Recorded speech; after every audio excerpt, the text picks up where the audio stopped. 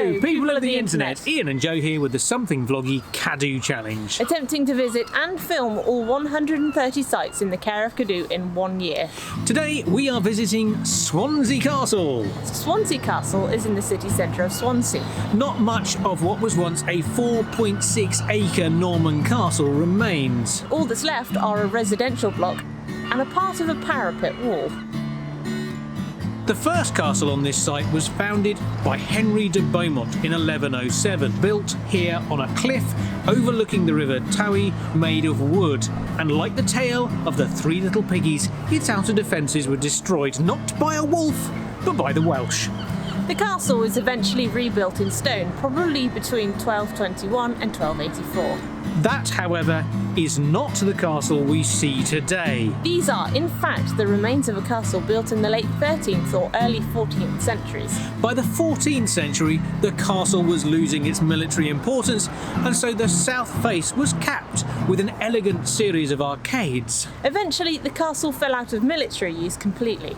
Over the following years, parts of the castle were used as a bottle factory, a town hall, a workhouse, a post office, and a military drill room.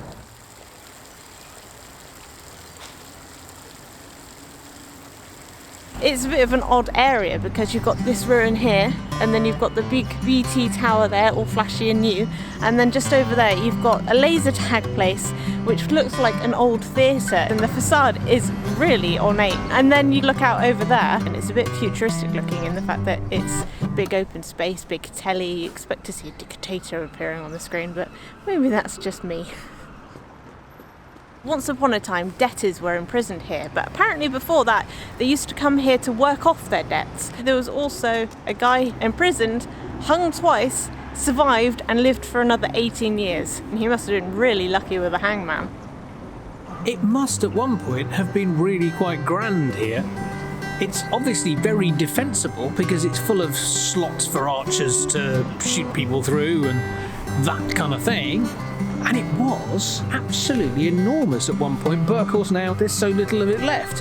It is a bit odd to find a castle slap bang in the middle of, well, you know, quite a big city really. Certainly an interesting place to come and visit, if a little bit sort of disappointing as to the fact that not a lot of it's left.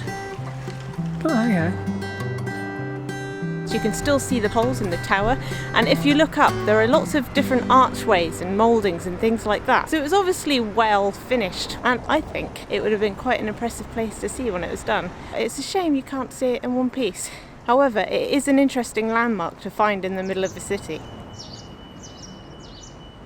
I quite like to see a bit of exposed inner wall when the facade has gone, and the fact that sometimes you get that transition from this rugged, rubbly stuff to the smooth facing. That's quite pleasing as well, because then you can see what it looked like and what was behind it without having to actually dig for anything. And the fact that castles quite often become green spaces because you've got a bit of greenery here and you've got your pigeons nesting out there and roosting.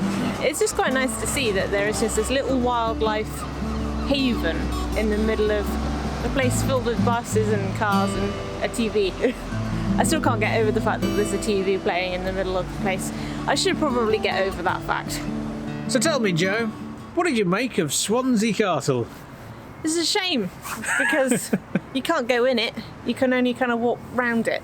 It's one of those places that it's nice to walk past with a cup of coffee in hand and go, that was a nice building once.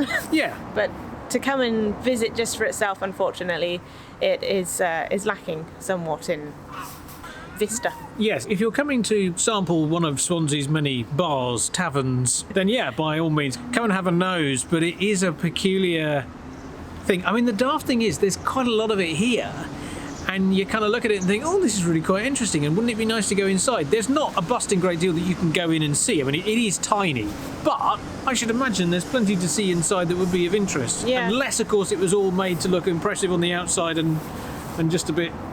Well, it is really pretty from the outside. That's the shame of it. Yeah.